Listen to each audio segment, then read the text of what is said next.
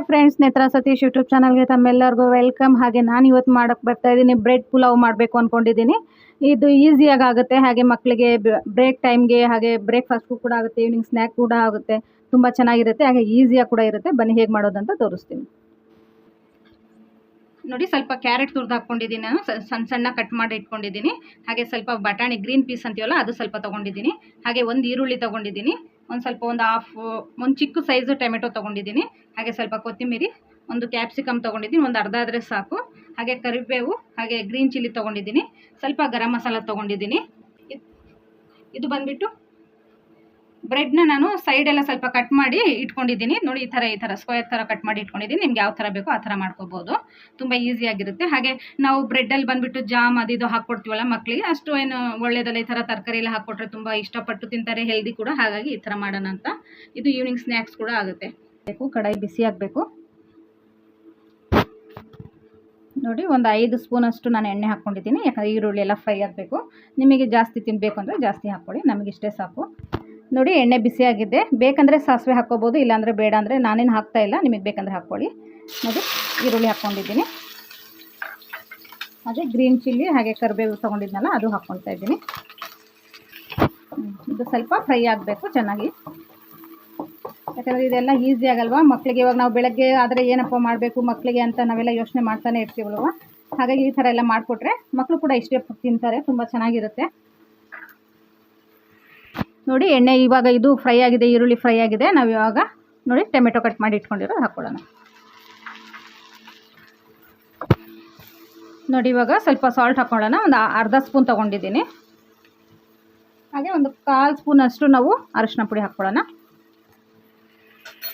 ನೋಡಿ, ಇವಾಗ ಚೆನ್ನಾಗಿ ಮಿಕ್ಸ್ ಮಾಡಿಕೊಳ್ಳೋಣ, ಯಾಕಂದರೆ ಟೊಮೆಟೊ ಎಲ್ಲ ಬೇಗ ಫ್ರೈ ಆಗಲಿ ಅಂತ. ನೋಡಿ, ಇವಾಗ ಸ್ವಲ್ಪ ಟೊಮೆಟೊ ಬೆಂದಿದೆ ಅಲ್ವಾ. ಇವಾಗ ನಾವು ಹಾಗೆ ಈ ಕ್ಯಾರೆಟು ಬಟಾಣಿನ ಸ್ವಲ್ಪ ಹಾಕ್ಕೊಳ್ಳೋಣ.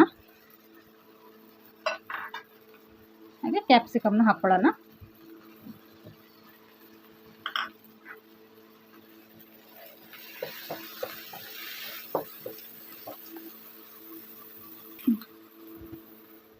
ನೋಡಿ, ಸ್ವಲ್ಪ ಗರಂ ಮಸಾಲ ತೊಗೊಂಡಿದ್ದೀನಿ. ಇದು ನಾನು ಬಟಾಣಿ ಬಂದುಬಿಟ್ಟು ಫ್ರೀಝರ್ದು ತೊಗೊಂಡಿದ್ದೀನಿ.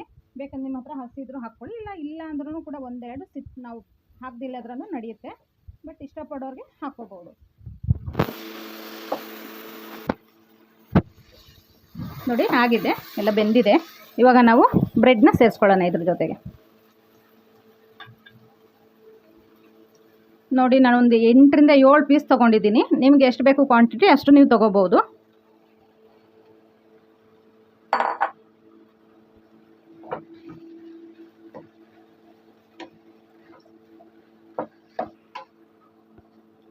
ನೋಡಿ, ತುಂಬ ಕಲರ್ಫುಲ್ ಆಗಿದೆ. ನೋಡಿ, ಇವಾಗ ನಾವೆಲ್ಲ ಬ್ರೆಡ್ ಸ್ವಲ್ಪ ಸಾಫ್ಟಾಗಿ ಹ್ಯಾಂಡಲ್ ಮಾಡಬೇಕಾಗುತ್ತೆ, ಇಲ್ಲಾಂದರೆ ಕಟ್ ಆಗೋ ಚಾನ್ಸಸ್. ಆದ್ರೂ ತೊಂದರೆ ಇಲ್ಲ. ನೋಡಿ, ಈ ಥರ ಮಾಡಿಕೊಂಡ್ರೆ ತುಂಬ ಚೆನ್ನಾಗಿರುತ್ತೆ. ಇದು ಹಾಕಿದ ಮೇಲೆ ಏನು ಜಾಸ್ತಿ ಬೇಯೋದೇನು ಬೇಕಾಗಿಲ್ಲ, ಜಸ್ಟ್ ಅದು ಮಿಕ್ಸ್ ಆಗಬೇಕಷ್ಟೆ. ನೋಡಿ, ಇದು ಟೇಸ್ಟ್ಗೋಸ್ಕರ ಒಂದು ಚೂರು ಶುಗರ್ನ ಹಾಕ್ಕೊಳ್ತಾ ಇದ್ದೀನಿ. ಒಂದು 1/4 ಸ್ಪೂನ್ ಆದರೆ ಸಾಕು, ಸುಮ್ಮನೆ ಟೇಸ್ಟ್ಗೋಸ್ಕರ. ಆವಾಗ ಸ್ವಲ್ಪ ಚಟ್ಪಟ್ ಅನ್ನೋ ಥರ ಇರುತ್ತೆ, ಮಕ್ಕಳಿಗೂ ಕೂಡ ಇಷ್ಟ ಆಗುತ್ತೆ. ನೋಡಿ, ಇವಾಗ ಆಗಿದೆ ಇದು. ಇವಾಗ ನಾನು ಪ್ಲೇಟಲ್ಲಿ ಹಾಕಿ ಸರ್ವ್ ಮಾಡಿ ತೋರಿಸ್ತೀನಿ. ನೋಡಿ, ಇವಾಗೆಲ್ಲ ಚೆನ್ನಾಗಿ ಮಿಕ್ಸ್ ಆಗಿದೆ ಅಲ್ವಾ. ನಾನು ಸ್ವಲ್ಪ ಕೊತ್ತಂಬರಿ ಹಾಕ್ಕೊತಾ ಇದ್ದೀನಿ ಮೇಲೆ. ಇದನ್ನು ಸ್ವಲ್ಪ ಮಿಕ್ಸ್ ಮಾಡ್ಕೊಳ್ಳೋಣ.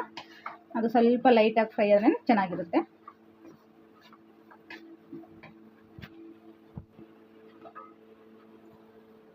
ನೋಡಿ ಫ್ರೆಂಡ್ಸ್, ರೆಡಿಯಾಗಿದೆ. ತುಂಬ ಚೆನ್ನಾಗಿದೆ ನೋಡಿ. ಹಾಗೆ ತುಂಬ ಇದಾಗಿ ಬಂದಿದೆ, ಸಾಫ್ಟಾಗಿರುತ್ತೆ. ಇದು ಬಿಸಿ ಬಿಸಿ ತಿಂದರೆ ತುಂಬಾ ಚೆನ್ನಾಗಿರುತ್ತೆ.